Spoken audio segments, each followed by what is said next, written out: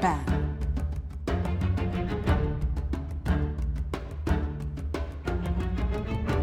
Reserve time. 10 seconds remaining. 5 seconds remaining. Ladies and gentlemen, hello and welcome to the Summit 5 Southeast Asian qualifiers. We're doing it live. I'm going to hop over to the bracket real.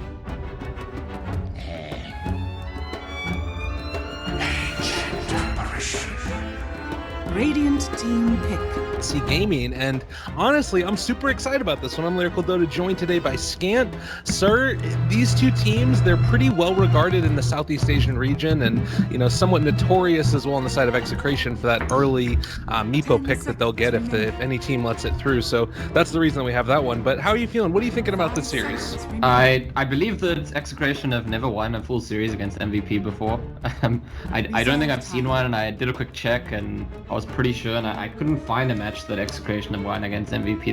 They've taken games off them before, but this is like in some sense, it's a difficult matchup for them. It's one that they've really struggled with in the past.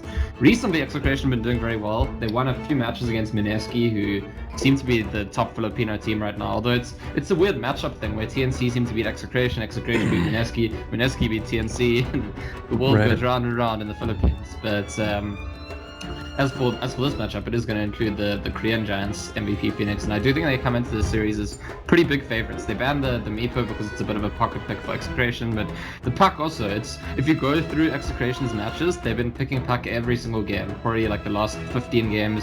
If you don't ban Puck, they pick Puck. It's their most standard pickup for Nando on the mid lane. Yeah, it makes sense, and I would also say that just in general, Execration have always seemed like a team that when they look good, they look unbelievable, and they've had, I believe, this same roster for a fairly long time now. Particularly thinking about that Kimo, Nando, Abed lineup, it always sort of strikes home with me as a solid core that they build around, and I'm kind of curious to see how they end up doing in this matchup. Again, like you said, MVP.Phoenix probably also just one of the more well-known teams for anybody that's not super familiar with the SCA region, but Execration have been around for forever, and it's certainly going to give them a bit of a test. And as far as the first picks that come out, Ancient Apparition, as well as the Earth Spirit Darkseer, and then into the Faceless Void, AA is kind of an interesting hero. Is it just because of like Armlet coming out that and being used more and more frequently that this is why this hero has sort of come back into a little bit more of the meta? Sure, that's definitely part of it. It's very good against the Armlets. It's also very good against the Sluck, which has been popular. It's good against the Alchemist, even though that's banned. It's been popular. The Doom. There's a lot of heroes that kind of thrive on healing or regen abilities, and AA is good against all of them. So, I mean, in this game, it's also just a good combo with the Faceless Void. So there's more than enough reasons for MVP to first phase it. Yeah. Well, it's an interesting one, certainly. We don't always end up seeing it, but I sort of feel like I'm the Dos Equis guy when I say it. We don't always first pick AA, but when we do, we also are into Band Alchemist or something.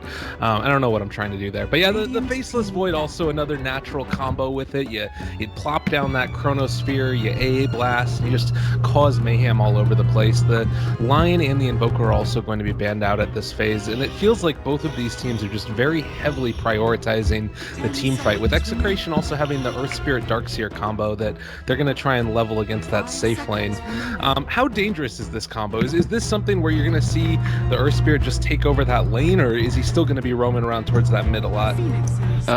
It really does depend on MVP's lineup. It depends on, when you play these roaming heroes, you try to make the most of what you can do. You're not going to sit in the lane where you can't make kills, where you can't apply pressure, so it just depends. At the moment, because the MVP's first support is Ancient Apparition, depending on what the other support is, their mid lane might be quite exposed, because AA is not a hero that comes into the mid lane and protects your mid hero from roamers very naturally, so that would maybe be tipping off Execration for the Earth Spirit to spend some time going towards the mid lane, but obviously because they have the Darkseer, he wants to spend some time in the off lane too, so it's going to be a bit of both at this stage. If the draft changes things, then I'll give you an update of what I think about.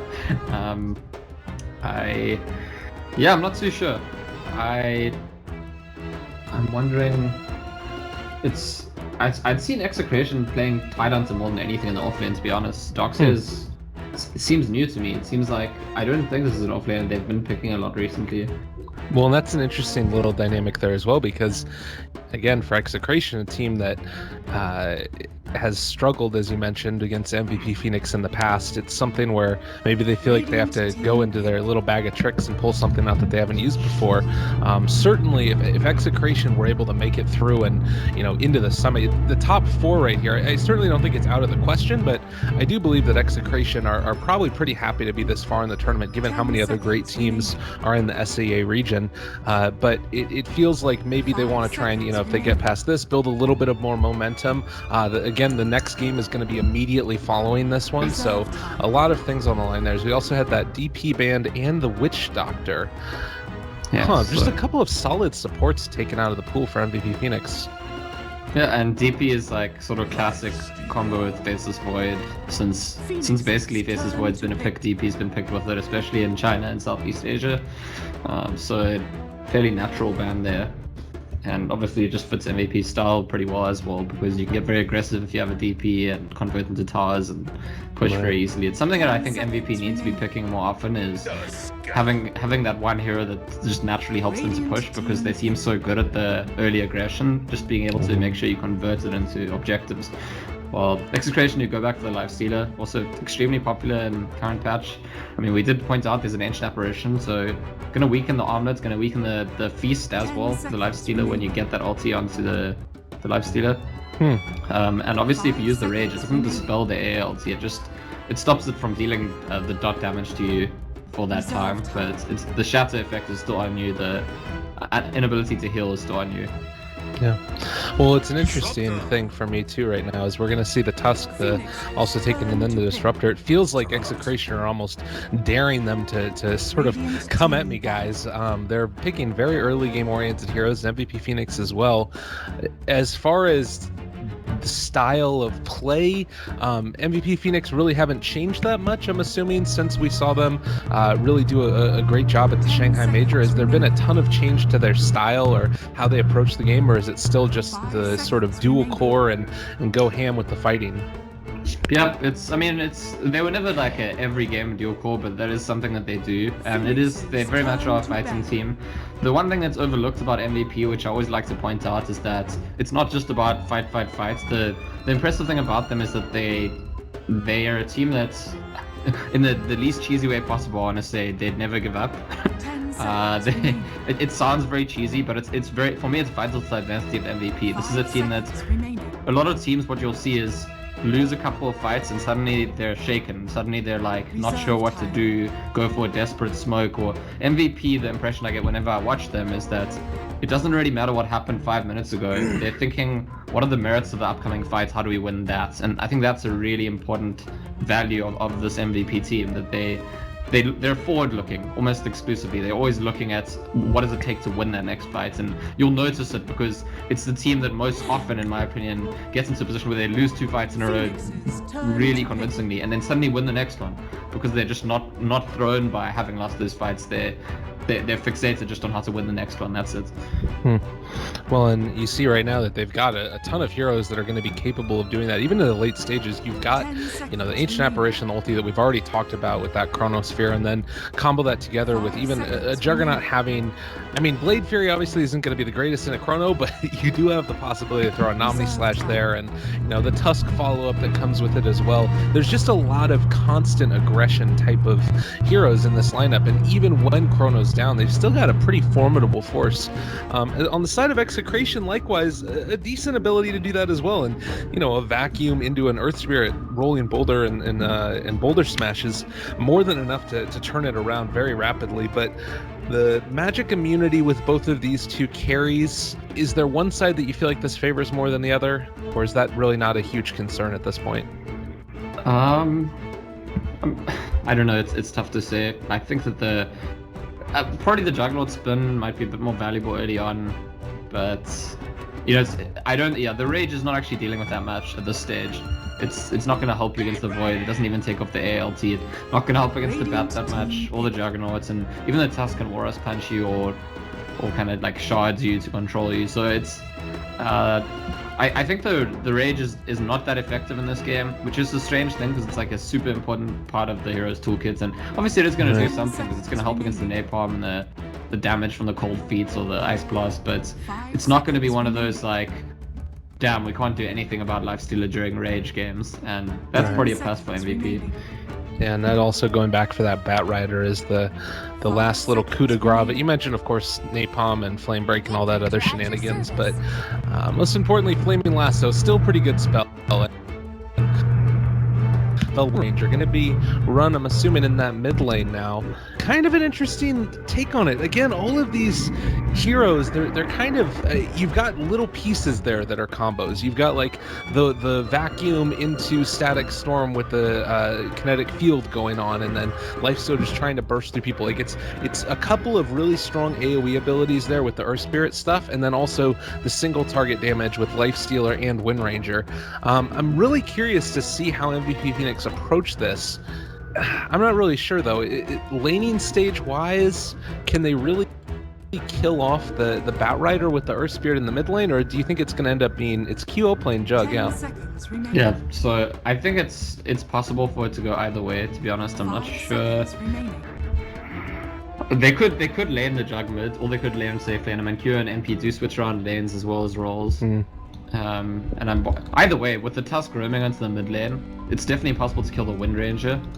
I want to say that it's easier, whether it's a Bat or a Juggernaut, it's probably easier for the Tusk to roam on and kill the Wind Ranger than it is for the Earth Spirit to roam on and kill the Bat or the Jug. One of the reasons to put the Jug there would be that it's near impossible for them to kill him with a gank, whereas the Bat, there is some possibility. But at the same time, it's, you know, when you have this game where one team is an Earth Spirit, the other team is a Tusk, and you've got this like sort of roaming into each other situation, usually teams are just kind of confident that they'll outplay the enemy. Well, and I guess that's something that probably both of these teams rely upon a lot, and it'll come down to those team fights as to who's going to be able to run away with it. And I don't know. I'm still going to reserve judgment for the moment.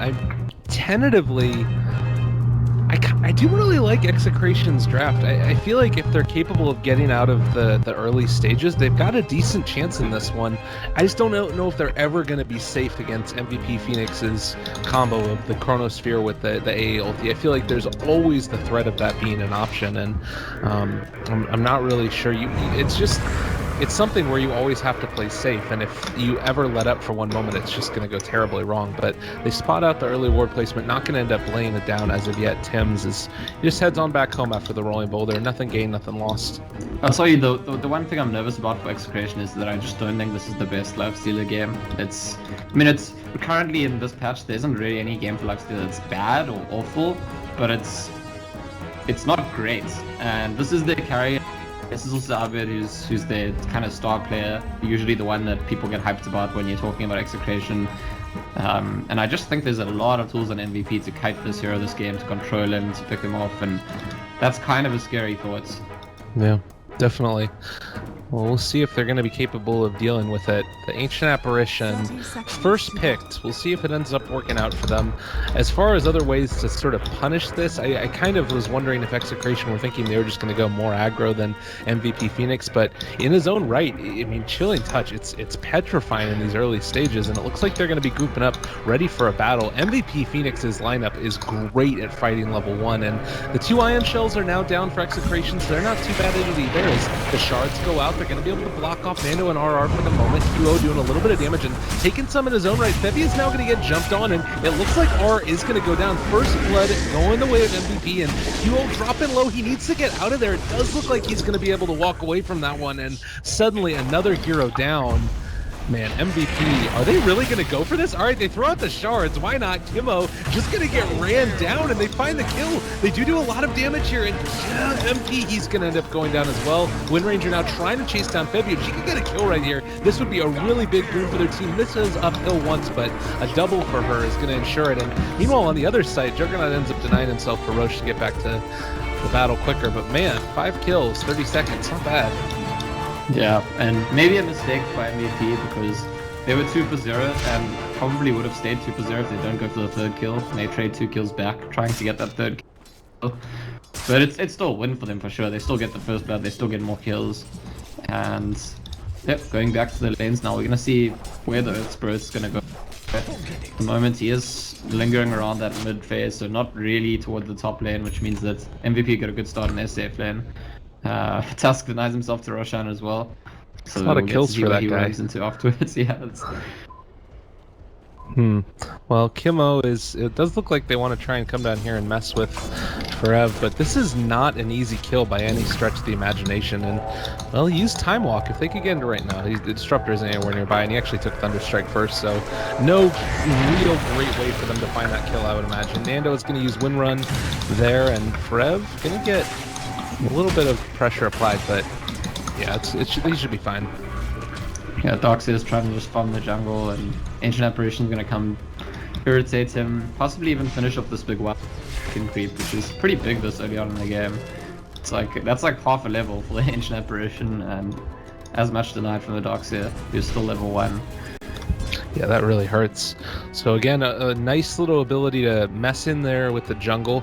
Febby taking that cold feet there at level 2, which is a newly improved skill. It did end up getting a couple of changes in the last patch, which made it proc a little bit more quickly. Is there anything else with it that really got changed? I think the damage a little bit and the duration of the stun, but yeah, so far things looking good. The cost range got buffed a couple of times, right? So as you level it up, it gets bigger cost range, which is pretty big for a hero like AA, because if you think about how your ulti and your Ice Vortex work, you usually want to stand far away and just cast them, and being able to do it with your cold feet as well really does allow the hero as a unit to function better, because previously your cold feet was the one that you'd come in close for, and now you don't have to come in close for any of them. Yeah, sometimes I remember we wouldn't even see it leveled in professional games. They would just stick straight for the Ice Vortex and then end up going back afterwards for, you know, more points and stats to say survivable, but now a very effective skill, and it's always been nice to have it as part of a combo too. I guess the only thing that I could really think about would be like a Tusk Snowball being able to combo together with it. Forev again in the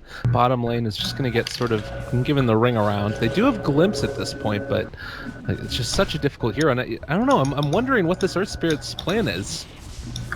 Yeah, they definitely were hoping to pressure this Void, but because of the way the game started, they took so long to get there. The Disruptor couldn't have Glimpse yet, and you know, if you zone the Void, the Disruptor's Thunderstrike is pretty good at zoning the level 1 Void as well, because you can only dodge 1 instance of damage.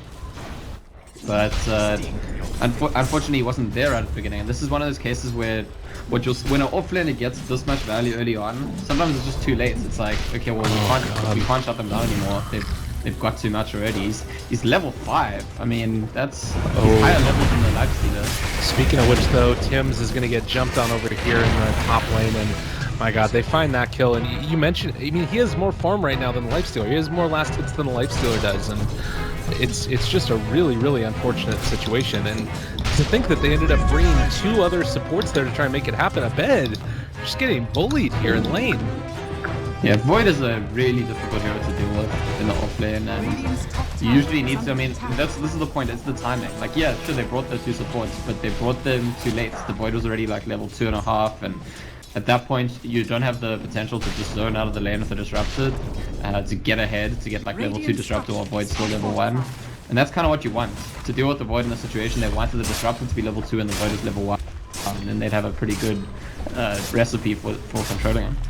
God, and you see right here, Kilo in the safe lane just comes in, takes down the tower, and does a little moonwalk back to lane. He is so freaking farmed.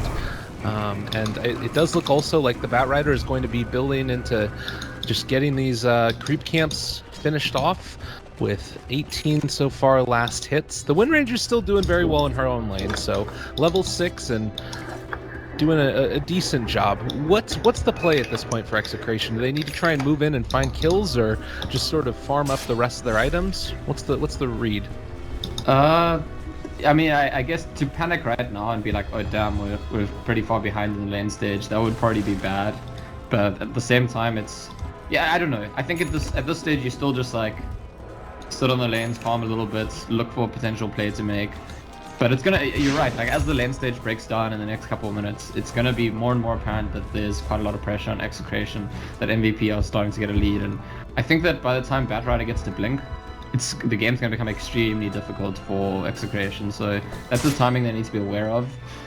And they I don't know. They could still hope to pull off a nice smoke gank or rotation at some point here, or punish a mistake that's made by MVP. I do know, by the way, you were mentioning that Execration haven't changed their roster that much recently. I do know that they did get a new offlaner a month or two ago. So I was going to talk about that, but actually there's going to be a Glimmeth back on the Faceless Void who has to use his Chronosphere in the bot lane to survive, but survive he does. I just wanted to say it's, I don't know, maybe worth pointing out. I wasn't that familiar with the old offlaner either, so I don't really have commentary on like how it's changed the way they draft or deal with the offlane. Okay.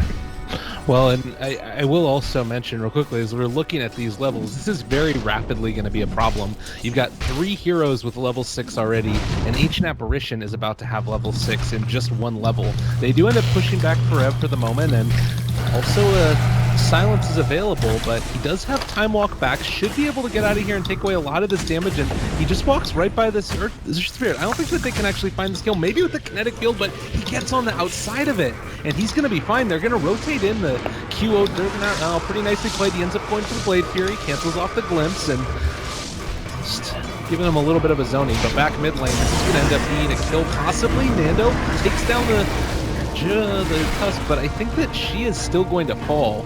The right clicks are going to be there, and yeah, Chilling Touch in combination with all of that damage coming out, and they find the kill. Yeah, so I think what we're seeing here, Forev almost goes down. Actually, maybe you're going to be chased under the tower, in fact, and turning around how it is. What we're seeing here in the early game is that, and this is actually extremely common in the current meta because so many teams are like this, but when you have 2 teams playing against each other and they're both used to being the aggressor, and one team gets a big advantage early on, the other team is often in an awkward spot. Execration is not a team that's used to being pressured this early. They're used to dishing out that pressure. Oh my god, QO running down Nando, didn't quite have enough mana for the ulti, and you can see just how aggressive it is that MVP are being. They have no fear in any of these lanes. They feel like they're constantly able to move around and make fights happen. Again, level 6 on even their support Ancient Apparition at 8 minutes into this game. This has just gone absolutely fabulous for them. And now you're seeing Lifestealer having to just sort of take over the Satyr Tormentor and do whatever is possible, but it's a really difficult game for them at this point. Yeah, and it's yeah, again, it goes back to the fact that the Void got a lot more than the Darkseer in the offlane, and that's partially based on how the laning stage started, based on like which heroes have died in the early fights. It's also, I want to say, it does feel like the Darkseer was a little bit less confident in when he started getting zoned, how to approach the lane, and you know, gets shoved off his neutrals as well, and for one lane, it's a big kill if they get it. Oh, Snowball goes through. They did end up being able to level that stun, but the A-Blast actually ends up missing. Doesn't matter. They still take him down. You mentioned it. Huge kill, and now Tim's getting ran down. Oh, God, that time dilation just destroys Earth Spirit. A really, really good counter to him. Yeah, it's a good fight. A good little gang for mid lane. I think maybe could be in trouble, but no, it's the bait. Here's the MP, it's got a blink dagger, and you are gonna die. Oh, they tried to kill off Febby, but they weren't able to find it, and unfortunately, this is just going from bad to worse every step of the way for Execration. I mean, we looked at the net worth graph at just about 5 minutes in, it was 2,000. Now it's up to 7,500 with around the same amount of experience lead. MVP are just running all over them. They are not quite going to be able to hit the other A blast. They probably would have dove for it had they been able to make that one work, but well, I guess Forev is just gonna right-click Mo. He ends up having to go for the Time Walk away, and well, that being said, with MP here, they can maybe go in again. He doesn't have rage for another couple seconds now. They're not gonna be able to kill him. Yeah, and MVP, you know, I was talking about if they pick a dedicated pusher, they didn't really. Juggernaut's decent at pushing, but they've been so diligent so far. Forev's still being chased. I think he'll have a Time Walk here. Oh, Time Walk back, still very low. They're trying to kill him. The stun goes through, but MP actually maybe a little bit too big for his britches. He goes down as well. The A-Blast gonna come in, hit on it too. This could be huge. They end up killing them both off, and now a bed gonna get ran down, trying to turn him back around. Really good play there with the Snowball being able to pull him back, and Nando does not quite hit the shackle onto both of the heroes, gets the crit from the Jug, and I think that they need to back out at this stage. A little bit too scary. Nicely done. Have you seen Pure use Omni Slash this game? I feel like every time I see him, he's spinning and then he doesn't have mana to Omni Slash, and it's always ready, but he can't use it. Yeah. There's been a few times where he could get a kill if he had the mana for it. I think it's just this build that he's going. You look at it, it's no stats basically. He's got Phase Boots, Perseverance, Magic Stick, and he's going straight into that Battle Fury. So it's really not a situation where has a whole lot of mana to spare. They actually smoke up as QO and Forever, still hitting creeps in lane, but I don't know if Execration are going to respond to this. Yeah, if they were watching, they definitely would have seen that smoke. They all grouped up as 5, more or less, right now, Execration. So they couldn't really ask for much more. But they've got let's see if there's a big Chronosphere. ice blast here. Oh my god, they're all together. This is just like jump in and do it territory. There's gonna be the A blast that comes through. Static Storm's already out. Dubu is probably gonna die here, dropping low, but not dead as of yet. Can he find it? No. It looks like he is gonna end up going down. So they trade 1 for 1, but that was the life steal comes the for Chrono. Tusk. Oh god, Kimo now gonna get jumped on. A really nice jackal there, pulling him back. That's the reveal of the blink from Nando, and Rev taking a little bit of damage. It looks like they're gonna end up going down. They lost the disruptor, but well worth it. Rev still taking that DOT as Tim is slowed up and is gonna go down with that ice speed proccing. And I think that might be about just it, as the time walk heals Rev back up alive on 50 HP. Yeah, so the concerning thing in this game for Execration is that this was already not a great game for Lifestealer, even if he starts ahead. And Lifestealers are... Usually this is a hero that just always gets banned from the lane stage. It has such an easy time of being ahead, and it's behind here. So it's going to be a very difficult game for Abed. I think that Nando is going to be responsible for making a lot of space. He's going to have to keep landing these shackles with this early blink dagger, keep making the plays and setting up kills for them, because Lifesteal is not the terrifying presence that you expect it to be usually. Firstly, because of the heroes it's against, but secondly, because it's actually behind in the farm this time. I mean, I'm also looking at this point at the Ancient Apparitions farm. He was just a couple of seconds ago ahead of the Wind Ranger. He's got his Hand of Midas, a Buckler, Arcane Boots. He is so stacked up, 8-1 on an Ancient Apparition at 13 minutes into the game. Febby has just had so much impact in this game, and I think he's going to continue to do that, as it looks like he's probably going to end up building into the mechanism for his team, on top of having, just this ridiculous amount of farm. And the funny thing is, this is not like a game where he's had a perfect game, right? There were 2 ice blasts that completely missed everyone, and one of them was like he literally just pressed the hotkey too soon. But he's still done well enough. The picks worked for them because of the style of play, and I think that's maybe an intelligent. We're talking about the heroes that counters, but it's also just, if both teams will be fighting non-stop, Ancient Apparition is a pretty good pick, as long as all your other heroes are fighting heroes, and that's what they have around MVP. Well, and now Nando has the Lifestealer inside of him, but this could be a scary motion on... Oh, they didn't hit the shackle. Dubu is going to be able to catch them, and now a lot of trouble. Well, Static Storm is there, and it looks like Abed is still alive for the moment to glimpse back, and it looks like this might end up going terribly for Execration. Aura gets caught with the A ulti, and my god, they just have too much right here. Kimo is going to get ran down. 4 are dead. Oh, no. Yeah, Execration had a window to get something done in that fight, while they had the Static Storm down, while they had Initiate, and while the Void didn't have Chrono yet, because there were a few seconds left on it when the fight started.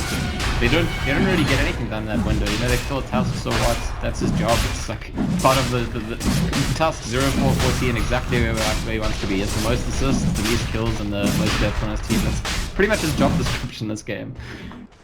Absolutely, and it's gone great for him. 14 assists out of the 17 kills. That is pretty absurd. He's had a couple of big snowball saves, either for himself or his team as well, and now you're seeing MVP. They're just going straight into Roshan.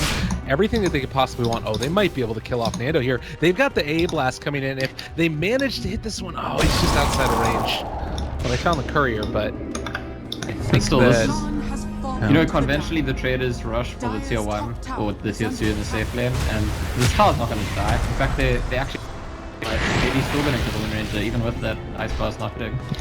Void doesn't have a Chronosphere, so Wind Ranger could try run back, and she doesn't have a TP just yet, so her teammates are all coming in actually, so maybe it's MVP that needs to be a bit careful here. They haven't spotted it, they didn't have vision on it, but they'll recognize the Wind Ranger turning around, probably the team's rotating in.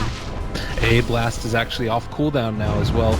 Tim's is right. He's going to roll in onto Forev and needs to get out of there before the silence comes out. Are they going to be able to do the Static Storm down as well? And Forev is going to drop. This should be a kill pretty easy as the AA blast hits onto a lot of them though. I think Tim's is dead. They throw out the ice shards, and with the TP away, he's going to be able to get out of there. Oh, that really hurts. The vacuum almost caught him, but not quite. Ancient Apparition, again, 10, 1, and 6. It's just a monster, this game. Yeah, really doing a lot of work, and it's a smart play there by QO to cancel his TP, because he probably was going to die if he finished the TP, and impressive on that basis. They still going to kill, but Batrider on the way out catches the Darkseer. This is for sure going to be a dead Darkseer. Oh my god. I mean, we haven't even talked about QO in this game really almost at all. 137 last hits. He's 3-1 and 3. Battle Fury, Yasha, Phase Boots, and 1800 gold at 16 minutes. He's just incredibly farmed already. I mean, 600 GPM at 16 minutes is ridiculous. You usually scale up over time. He's more farmed than the hero that has 10 kills and 6 assists in 16 minutes. Nando also bottom lane. This is going to be another one going their way. I believe he's fairly low. Get the shackle off. Is he going to end up popping to this? It's a level 2 ulti, dropping very low, and it does look like he's barely going to survive it. So pretty close to going down, but weren't able to find it. Yeah, I mean, and this is the, like I was saying before, this is the player that really has to make the plays for him. He's making decent time and getting towards his Aghanim Scepter on top of that Blink Dagger. That's what we keep having to look out for. Are there big shackles that are winning the fights? Are there big focus fire pickoffs that are winning the small skirmishes and giving them space? Because there's no one else really in a position to make that space right now for Execration. Oh my god, QO just jumps in, and the Lifestealer is able to get inside one of the creeps, so they're fine for the moment, but this is still going to end up being a pretty quick and easy kill as well. And Armlet Toglin also, but he ends up going down. Static Storm, lights on too, but there's the A blast, connects onto him as well, and RR dropping low, not dead as of yet. It looks like he's going to be able to survive. They did end up losing the Jug, but obviously A just brings him right back. They only ended up losing the Tusk out of that entire engagement. Nando went for the win run, now the Blade Fury, they're going to run her down. I don't know if she's actually going to be able to get out of here as the Flame Break doesn't end up connecting, but look at the damage! It's absolutely absurd. 4 dead again. MVP.Phoenix are just... I mean, I don't think that there's a great response at this point. They're just getting rolled over with the net worth advantage. Yeah, I mean, the one positive thing I'll say in favor of Execration is something similar I was saying about MVP in the draft. They haven't given up. they've kept trying to fight, but they just keep losing. Yeah. And it's not, I mean, there's no sign in sight of things getting better outside of, like, that's what I was talking about, like a really nice shackle combo with vacuum and wall, something like that. But you really need a big outplay, a big fight, and at this point, not maybe as Guardian Greaves, that becomes a near impossibility. Abed is gonna die again. Oh, the plays. He jumps in and gets the Blade Fury off also, which does that extra bonus damage inside the Chronosphere. And now, a nice shackle gonna maybe bring him down. QO is dropping low, but they just don't have enough damage. And gonna pull back Nando. Forev hitting them. No crit. Yeah, there it is. QO jumps in and finds the kill. Flame Break pushing on back that Darkseer, and RR, they get a really nice Static Storm, and this might be enough with the DOT coming out from that Earth Spirit. They are going to be able to find the kill at least onto the Batrider. Forev still alive, Guardian Greaves, and the Snowball save, but this is going to make them go further forward. The jump back with the Time Walk. Forev is going to live, because guess what? They've also got the Healing Ward. Oh my god, is he going to kill him? Just one more for good measure. Get out of here. This game is more or less done and dusted. This game was going to be very difficult for Execration, even if they had a good start, because it's a poor game for Lifestealer. And they had a really bad start, and the game hasn't gotten any better for them. It's just kind of continued on the same spiraling out of control path in favor of MVP. And at this point, it's about punishing mistakes. If your Execration is about hoping there's mistakes and being able to punish them when they do happen. Oh, really good reaction right there by QO as well. He saw Nando blink forward, he blinked back and was able to Blade Fury away the shackle. So really, really solid play all around by MVP as QO did not get caught on that one. And we can just think about jumping in again. The tier 3 tower is almost dead. Again, at the 20-minute mark, and not really sure what you do at this point. Ancient Apparition is about to be halfway to an Aghanim Scepter on top of the Guardian Greaves that he already has. By the way, level 14 on this guy. So level 3 ulti is going to be online. I mean, All right, there's the pullback. Nando dropping low. They end up getting the Omni Slash, and he's just dead. Meanwhile, the jump forward Chronosphere connects on the 2 and the AM blast. This is going to be more than enough as they find the kill. RR goes down 30-10. A really nice combo coming together for Tims, but I don't know if it's going to be enough. Abed is here as well. Walrus Punch comes in. That's going to finish him off, as it looks like Tims, even though he had a nice combo, is not going to be able to kill them off. Good game, well played, ends up getting called.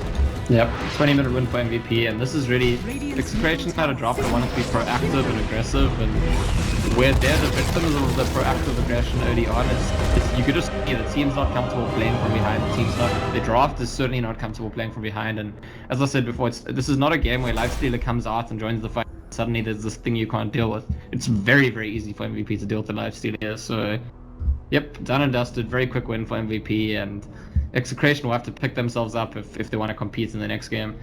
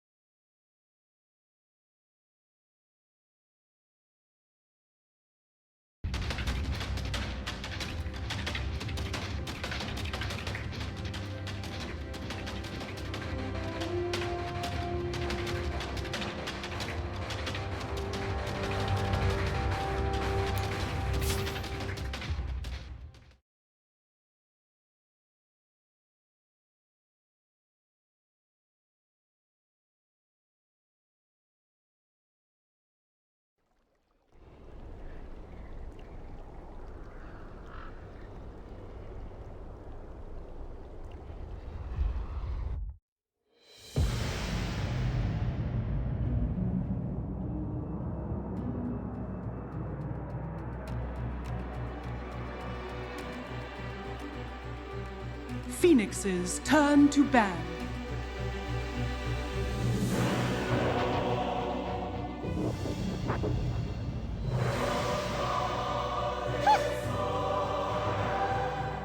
Radiant team ban.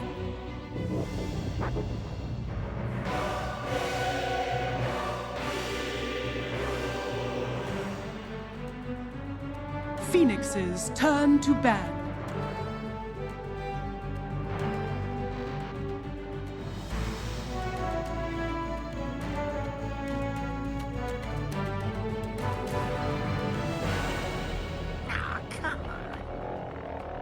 Radiant team ban.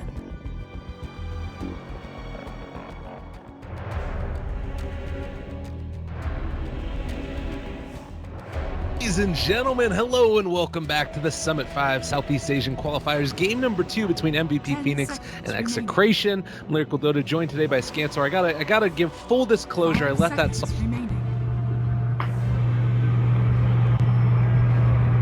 Reserve time.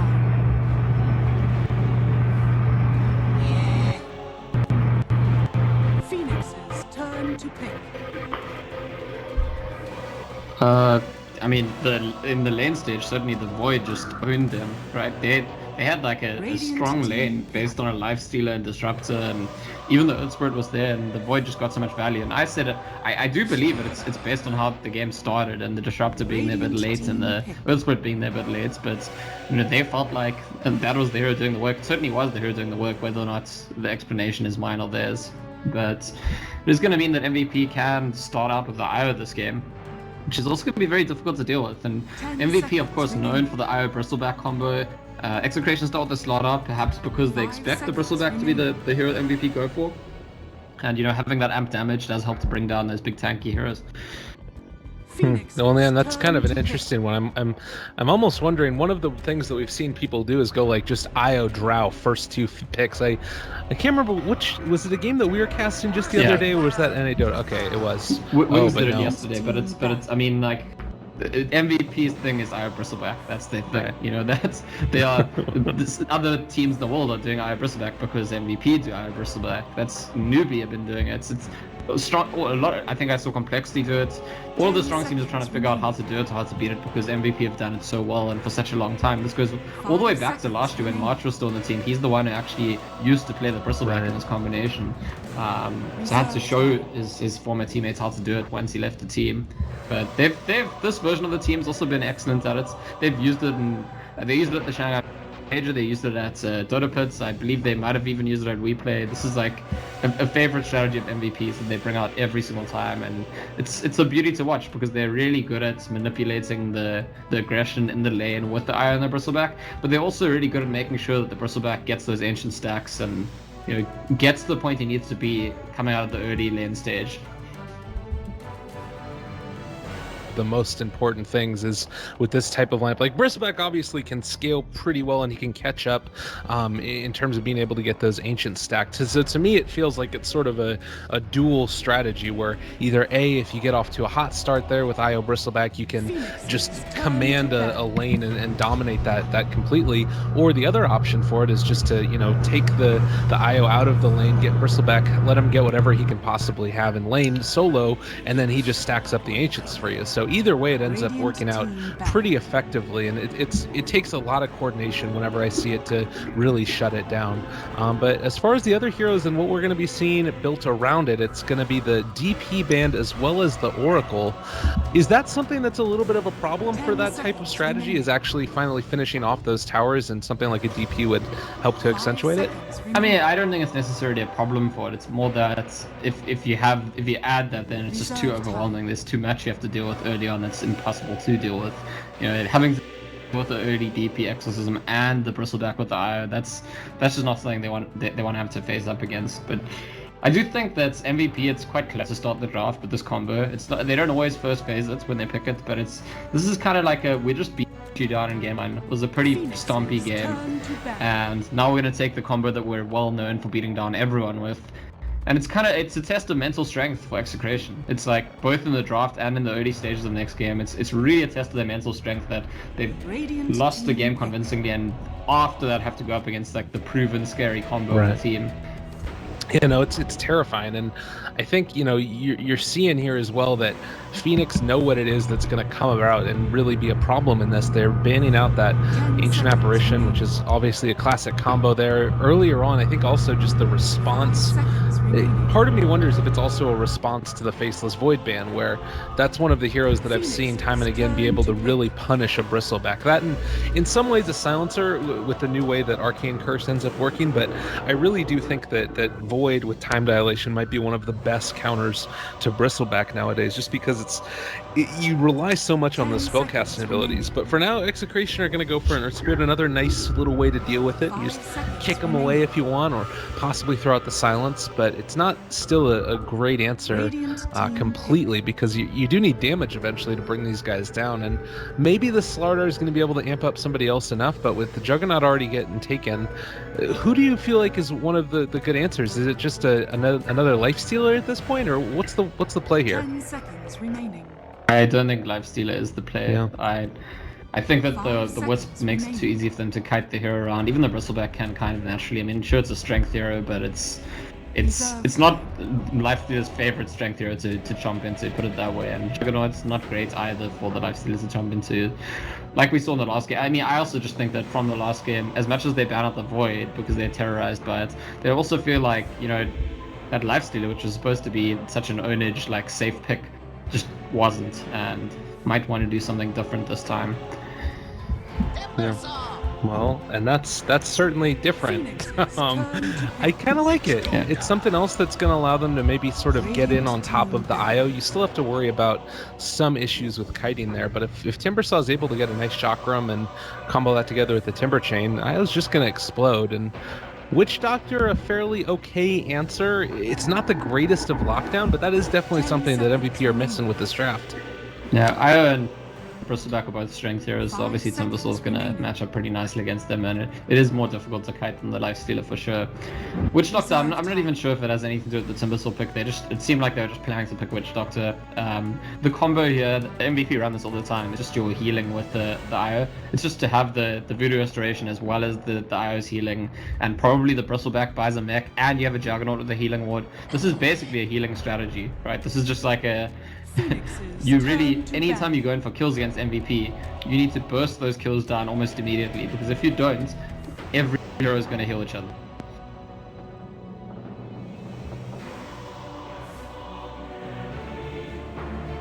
Ten seconds remaining. 5 seconds remaining.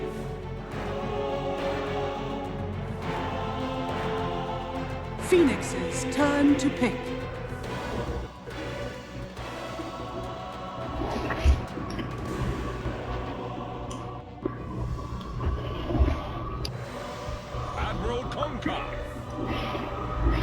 Kunkka's the last pick. This might be my favorite draft of all time. Kunkka is just, I love this hero to death. You know what? He's so cool. And the reason it's exciting is this is a core Kunkka, right? They've got a Witch Doctor and IO. This is like, we've seen quite a lot of Kunkka in the last couple months, but it's always been support. And this hero was primarily a core back in the day, like a year or 2 years ago, when it was popular. You know, you'll go back the throwback to Sing Sing Kunkka, where it was one of his main heroes, and he was kind of famous for being really good at that hero. I don't see any reason why this hero can't come back as a core, primarily because there was an addition where Tidebringer is not necessary. You can like turn off Tidebringer's autocast, which means that you don't have to push the wave. Like, as a farming hero, one of the issues this hero had is that you naturally farm by pushing the wave in from the very beginning, from early on, and later on it's good to push while you farm, but in the lane stage you don't really want to push when you're farming, and right. That's been changed now, so you get to decide. If you're going to use your cleave to harass the enemy, that's fine, you can push the wave, but they're not there. If you're not getting the harass hit off, you just don't have to use it. You can just, you know, blast hit the creep. So the hero's been buffed many times. I mean, that's one small thing I'm kind of fixated on, but you put 4 healers on a team, and then you add Coco's Rum. Yeah, that's is super scary. And Execration will go back for the Viper as their last pick, and sort of sensing that they need a hero that's going to be strong and difficult to deal with very early on in the game, because this is going to be there's plenty of potential, just like last game, for MVP's lineup to get ahead of you early on, and once it's ahead of you, none of their heroes are ever killable because of the amount of sustain and heal that they have. I'm so excited for this. Like, full disclosure, Kunkka, we gotta wait for the toilet. Kunkka is my favorite hero of all time. I just think he's so dynamic and the things you're capable of doing. I really want to see how QO builds him this game, particularly for the skill build, because there's been a lot of changes as far as how you can do it. If you want to go for the more damaging output and just sort of rely upon your skill at being able to guess the torrents, then you can max that out and you do a pretty tremendous amount of damage. I mean, it's a 300 damage nuke, and you add on to that the slow, it's DOT plus a nice little combo there together with the ghost ship. But the big thing for me is just the getting a couple of points up in the X marks the spot, and then you end up being able to initiate from 800 range again on a, what is it, 8-second cooldown? Well, 1,000 range on an 8-second cooldown once you get up to level 4. If you have enough damage surrounding it, you basically just have constant initiation. It's awesome. Yeah, I think this hero is very, very good. I think it's sort of a eccentric pick when it comes to supports, and that's why we don't see it that commonly, because supports have like very important roles at the moment, and usually you want a support that does this, or support that does that, and Kunkka needs to kind of fit in. As a core, I really think the reason this hero hasn't come back as a core yet is just because there's a limited amount of time for people to explore heroes. I really think that's it. It's like, you know, there's a patch after patch after patch. What you see is the meta develops within a patch, and part of the reason for that is that you can't like, oh, there's a new patch, let's test out all 100 heroes and see what's best. Like, it moves through sets of like these 20 and then maybe another 5, then another 5, and then we get there. And I think this is a hero that can be a mainstay. I'm also excited for it and sort of hoping that it improves itself in this game. Oh, well, and Forev taking a little bit of damage right off the bat. He's going to get rolled in on by Tim's, again, playing that Earth Spirit and starting to rack up the damage a little bit. But they're just going to trade off the mid runes. I will say that this is one of the more difficult matchups for a Kunkka to be going up against, is going to be the Nando Viper, but they did manage to place down an early ward, so a little bit of vision game. This could be tough. He's going to really have to abuse that creep aggro and get himself off to a hot start here, but you know, if there's a guy who could do it, I'm sure that QO knows a few tricks. They play a lot of Dota too, and it feels like this is maybe something that they've worked on before. Yeah, I think he'll be fine. I mean, right now, at the first level, it's not actually that scary, and that's what we see actually. Q is just like, okay, you're gonna hit me, I'm gonna hit you back. But a few levels in, the Viper can harass a lot. But a few levels in, the Kunkka can threaten a kill, especially if there's any kind of rotation from the Witch Doctor coming across. Well, and you can see already they're going to battle Blazery up in the top lane, and RR gets caught. One more lucky bounce might have been enough, but the Crush is going to come out, and that dissuades MP from going any further. The tri-lane against the MVP Bristleback IO is so far working out somewhat okay. It's still a tough one, though, because it's safe lane Timbersaw, and we haven't really seen him be able to punish the Forev Febby duo as of yet. Yeah, I mean, safe lane Timbersaw is pretty strong. I mean, the problem is he's still level 1, and he took his reactive armor at level 1, so there's no way that they can go for a kill until he has like some skills that sort of do something. And this is something that, you know, we were talking about in the draft. A lot of teams that have copied the MVP do the IO Bristleback. We've seen recently, for example, Newbie, that the IO will go somewhere else and come help later on. But for MVP, it's very common for them to actually just contest the lane from the get-go. They feel confident that they can play the lane so well that even if they're 2v3, they can just contest from minute 1. Man, and look at this Kunkka in the mid lane. Nando is just having such a tough time with it, and you mentioned it. At these early levels, he can be really aggressive. The 2 points in Tidebringer and the 1 point in the Torrent means that he's going to be fairly okay, and again, just the 64 base damage is absolutely absurd. Might actually almost be able to kill Nando. If they would have been able to move up there, that might have been something, but a little bit too much to ask. Yep. Tidebringer is a very strong skill, and when you're cleaving onto someone, they don't get any kind of reduction, so the harass is insane. Well, Nando, they're pump faking those torrents, seeing if they can get him to move around, and they are going to be able to hit this one. This is the move forward. A couple of right clicks with the slow coming out. This might just be first blood, looking for the kill. He's going to X mark, pull him back. Fairy Fire keeping him alive for the moment. Turns around and now might be in a little bit of trouble. He's going to be slowed down, but they get the kill. Turn around with the Tidebringer. Tim's, where are you going? Oh, if that torrent would have hit, it would have been another one. But QO playing it good there and abusing the Tidebringer. Yeah, I mean, and this is something that precisely because tries to get the skill but won't get it. Precisely because the hero's just not been picked as a core for like many years at this point. Nobody really is used to playing around Tidebringer. Support Punkers don't even level the skill. Right. So it's like a completely unknown skill in terms of like popular meta. Well, and it's showing why it's so powerful. Again, at the level 4 of this, you get a bonus 70 damage that comes out on top of a radius of 600, and then it goes down to a 4-second cooldown. It's so hard to stay in lane against this Spill, and actually QO and taking a little bit of damage here. Now this is showing off the power of Viper's. The 2 points in poison attack are really punishing him, but even still, it's a great laning stage already, and it's just going to hit Nando one more time with the torrents. Man, QO he's just been on point with them. And he's going to... What is the... here? You know what Kyo just did? Oh, yeah. He X'd himself to TP base and refilled his bottle, and then he didn't have mana. So it's just like silly Kyo, Xing yourself for no reason at all. But he gets to bottle the rune anyway. That's gonna be good for him. Oh, they're going to actually wrap around over here, though, by the Ancients, and going to try and deny this. They block the Ancients for the moment. Nando is going to end up going down. Guess what? Kunkka with the IO is still pretty strong, and they end up being able to find a kill after the Torrent.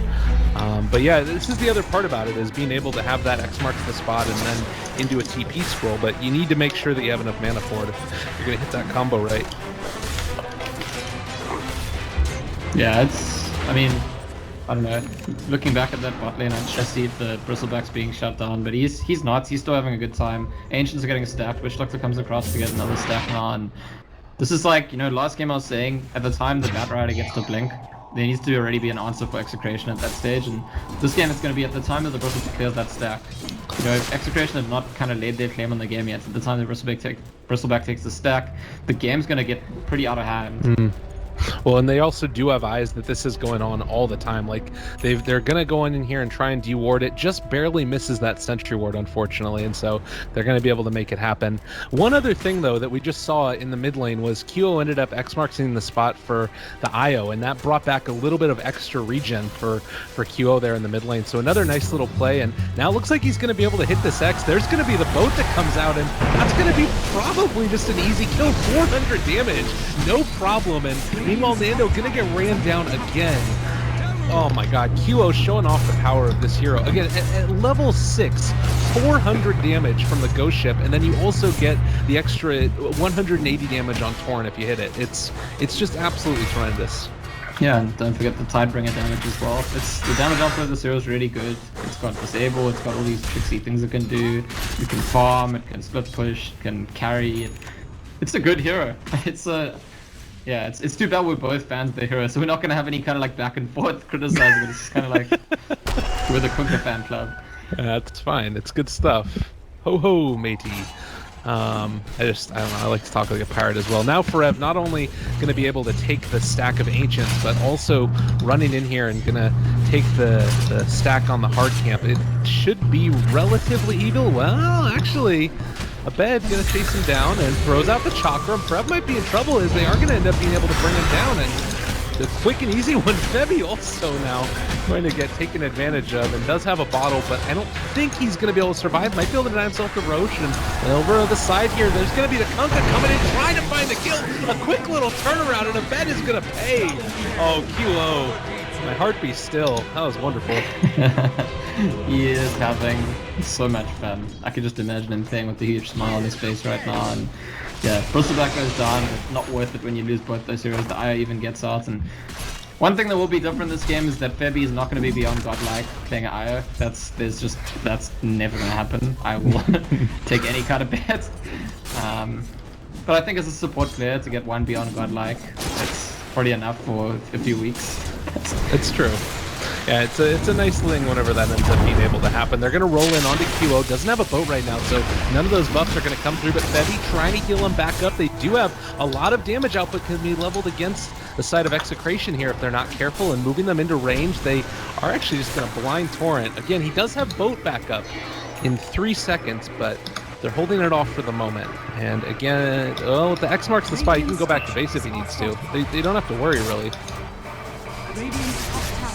Oh my god. MP, a quick Omni Slash. Kills off Slardar. Yeah, and this is going to be the tower kill as well. And Bristleback's going to get to level 7 in the spot lane and then go clear the stack, although the stack isn't that big because it has been, I mean, look at all the sentries. Okay, here's a kill finally for the side of Execration, getting that eye on the rune. Have we talked about all the wards? Okay, actually the blocking ward finally just ran out, but there was still a blocking ward up for Execration. It hasn't been found. Oh, Forev is coming in here and trying to mess with the bed. He really does not want to get hit by one more stack of those quills. It would have been his death. We haven't talked a lot about it. They've been playing a lot of the D-Ward game, though. Yeah, also haven't talked much about the top lane. I mean, there was that kill there in the tower. Again, Slaughter is really struggling in this game, more than anyone. And it was similar in the last game. You know, we did see the off lane for Execration struggling to get much value, and this is kind of where there's like an imbalance in the game where if the one team is getting value out of all of their lanes, the other team is getting value only out of some lanes, obviously you expect the team who's getting value out of all of them to be ahead early on. Absolutely. And continuing to head on back to base, and does also have his bottle there available.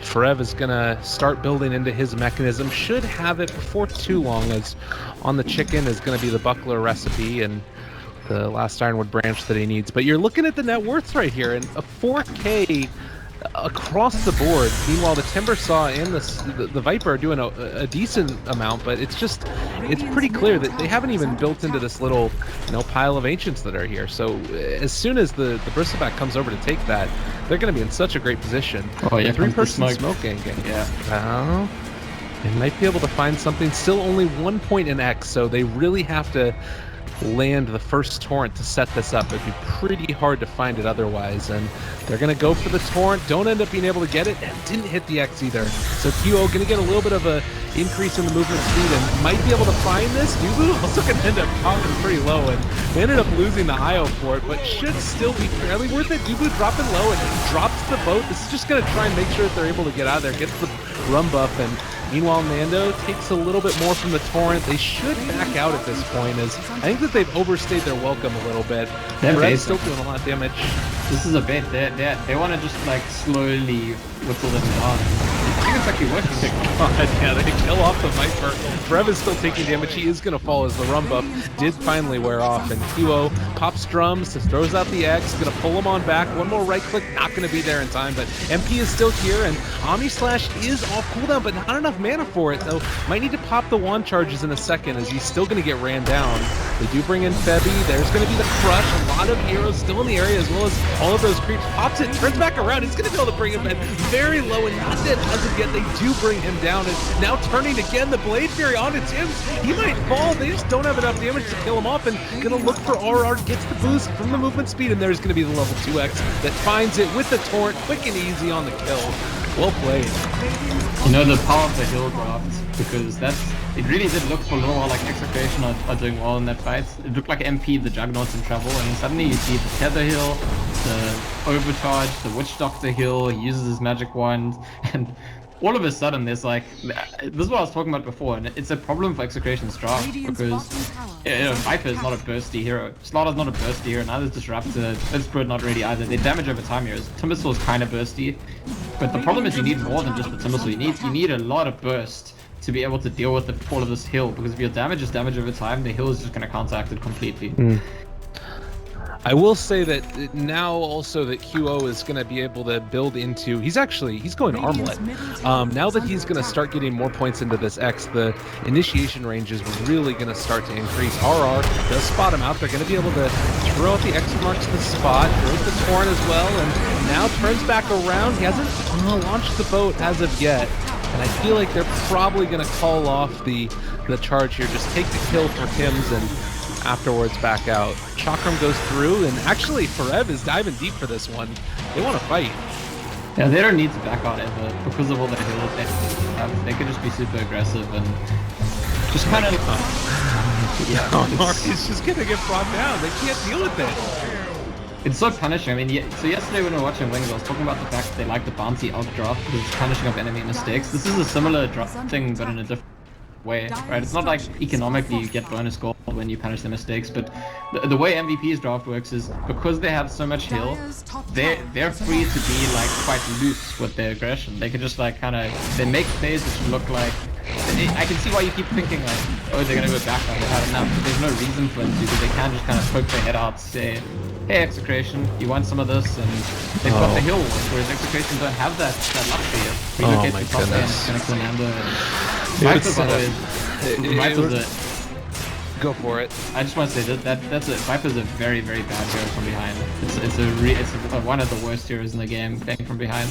Totally. And I was saying that this is just, it's all set up again by Kunkka. The X marks the spot into Torrent means that you can relocate on top of somebody. You don't have to try and guess where their positioning is, because it's going to be in the same place each and every time. They're going to try and move here to cut off the Kunkka, but he just TPs towards this mid lane, and now they're set up to fight again. QO is here. He has his armlet that's coming out to him now, and this damage increase that you get from this on the strength hero is just absolutely tremendous. You know, we're 14 minutes into the game, and I would almost call this a Hail Mary smoke. I'd almost say this is like a, let's see if we can get something, otherwise that's it, because that's how the game feels to me. It feels like very soon Execration needs to somehow win a big fight, or big objective, not just like one kill, or their hopes are being crushed. And I'm looking at Slardar. He has just not gotten nearly enough this game. It's been a tough one. Has to go back for the Tranquils, the infused raindrops, and 500 gold in the bank is all of the way he's got towards his Blink Dagger. He's the lowest net worth in the game. It's just been such a difficult start so far for RR. And now as they're moving in towards this bottom tier 2 tower, they're going to just be able to destroy Nando. And they drop down the boat, getting the buff onto him, and now RR dropping low as well. MP's going to be able to bring him down. They're trying to do whatever they can with the bed, but honestly, the damage is just so absurd. Tim's is going to end up falling. They pull back and going to be able to get the torrent onto him. Everybody's still alive for MP. And guess what? The damage isn't lethal, but maybe through this, no Magnetize is going to kill him. Again, that's the thing with the boat buff. It's just absurd. And they healed level 3 Voodoo Restoration, and you know, a level 4 healing ward, plus the tether, plus the mech on the bristleback. It's just, this is what I think one thing that people do underestimate about this draft. When they run the bristleback, they almost always these are the codes they like to run after the Juggernaut, the Witch Complicated. Kunkka's new to the strategy, but it's about healing. It really is about sustain. That's what this draft is about. And we saw MVP actually ban the AR themselves this game in the second phase, and you know, maybe if it had been picked up a bit earlier in the draft, Execration have a shot. You have to deal with all the healing in these fights, but as things stand, Execration kind of like on their last legs. Oh, and the initiation from afar they catch. Febby is dropping low and is actually just going to be able to survive through it. And now the boat comes, is not going to hit, but it's still going to be that buff applied to all of them. And just look at how little damage Febby is taking. This IO at this point, with everything thrown at him, is still so unbelievably alive. They're just going to kill off the Earth Spirit. Literally, Timbersaw did his entire combo to that IO, and he's still completely healthy. They jump in again, trying to do whatever they can, but they just don't have enough damage. GG gets called. A demonstrative effort coming out from MVP. Yeah, it's like, yeah, I don't even know what to say. It's just that's how the draft works. They have so much heal, they have so much sustain. There's some of these fights where MVP are not, in terms of like the execution of how they're going for the kills, it's almost sloppy, but I want to say almost deliberately so. They allow themselves to play fast and loose because they recognize that what that leads to is a chaotic fight where Execration feel like, oh, there's opportunities for us, we can actually go in. And that's the trap. Once Execration commits, the trap is sprung because MVP are like, well, okay, cool, you've committed to us, but you actually don't have the damage to deal with our sustain, so now that you're engaged, we're just going to kill you all. Well, a very impressive showing already from MVP.Phoenix. We're going to be back in just a little bit where this team is going to move on as we switch over to the